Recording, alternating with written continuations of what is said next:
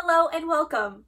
My name is Ellen with Ellen Estelle, and today I'm going to be showing you how to sew Vogue V9253, a very easy maxi dress. This dress is semi-fitted, unlined, with a center back and visible zipper. It has raglan sleeves, a self-tie, side seam pockets, and 2 length variations for the skirt. This pattern's suggested fabrics are crepeback satin, rayon challis, lightweight broadcloth, or lightweight jersey.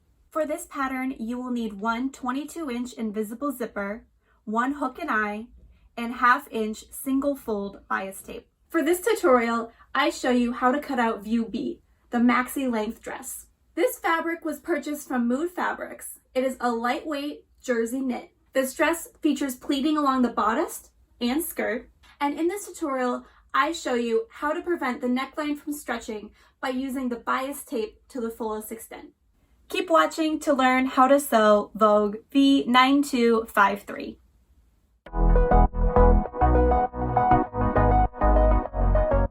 First, start out by cutting out your pattern pieces. You want to make sure that you are utilizing your fabric to the fullest extent by paying attention to how your patterns are placed. This pattern uses a lot of fabric, especially at the skirt.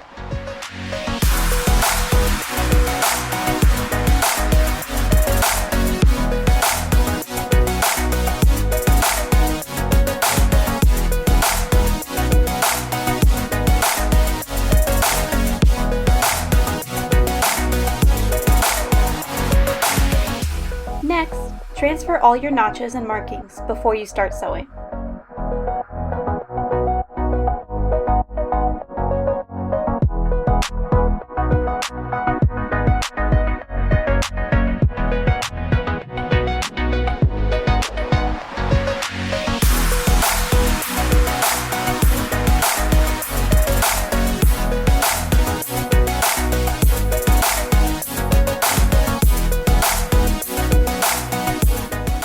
Sew all the darts and pleats at your bodice front and back and skirt front and back pieces.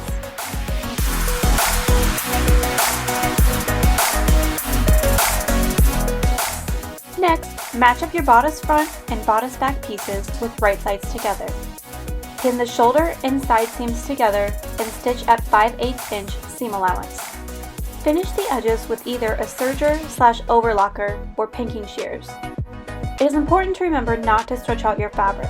Stretching it while sewing can cause warping and puckering. Next, take 2 of your pocket pieces and sew them right sides together at 5/8-inch seam allowance, making sure to start and stop at the large dots. Finish the edge of the seam. Repeat for the other pocket.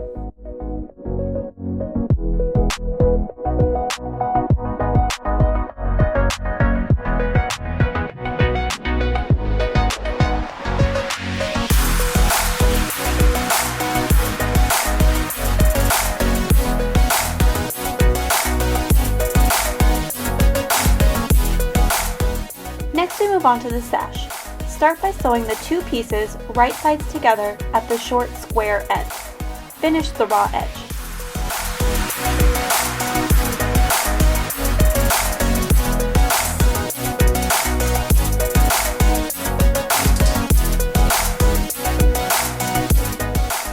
Then fold the sash in half the long way and pin it all the way around. Sew them together at 5/8-inch seam allowance and be sure to leave about a 2-inch opening. Finish the edges while being sure not to close the opening.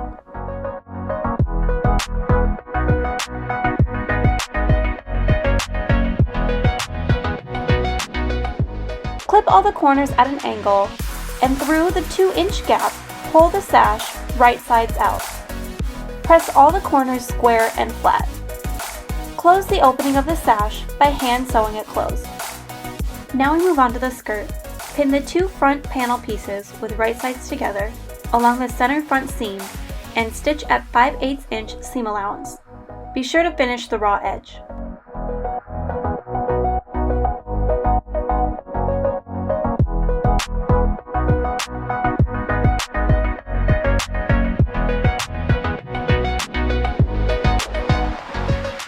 Do the same for your skirt side seams. Be sure to stop and start at the dots along the side. Do not finish the raw edges yet. Taking one of your pockets, match up the top edges and notches together. Stitch the pocket to the side seam allowance at 3 or 4/8 seam allowance to be sure that you are only sewing the pocket to one edge of the side seam. Repeat for the other side and finish all the raw edges at your side seams.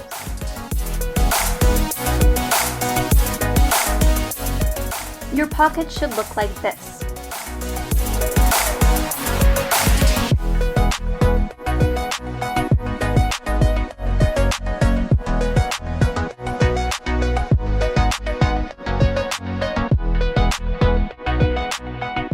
Now for the bodice, I like to ensure that the neckline will not stretch out, so I chose to use bias binding all the way around the neckline. To do so, I matched the bias binding at the center front waistline and pinned it all the way around through the back neckline.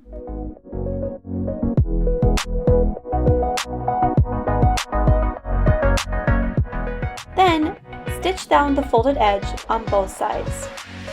After stitching the bias binding, fold it back under and top stitch along the neckline. Now it's time to join the bodice and the skirt.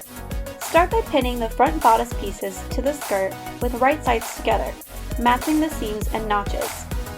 When sewing, it is a key rule to press the darts and pleated fabric towards the back of the garment. However, you want to fold the pocket bags towards the front. It will be much more natural and comfortable for your hands when wearing the dress. Now is a good time to do a basting stitch and try on the garment. The neckline is very low and can be too revealing for some people. I chose to overlap my center front necklines more in order to have more coverage.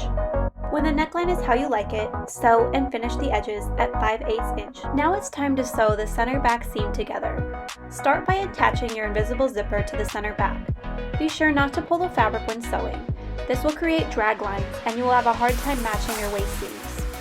A tip for matching your waist seams is to sew one side of the zipper first. Then close the zipper and use your chalk to mark on the zipper tape where the seam is on the opposite side. Then, when you are pinning and sewing, be sure to match this line. Once your zipper is attached, close the rest of the center back seam at 5/8 inch seam allowance, then finish all the raw edges at the center back. The last thing to do is finish the hemline and sleeves. Since this fabric can be hard to press, I fold under the seam allowance 2/8 of an inch and use a basting stitch, or the longest stitch possible, to hold it down. Then I fold the hem under again 3/8 of an inch and stitch all the way around. The basting stitch can then be easily ripped out.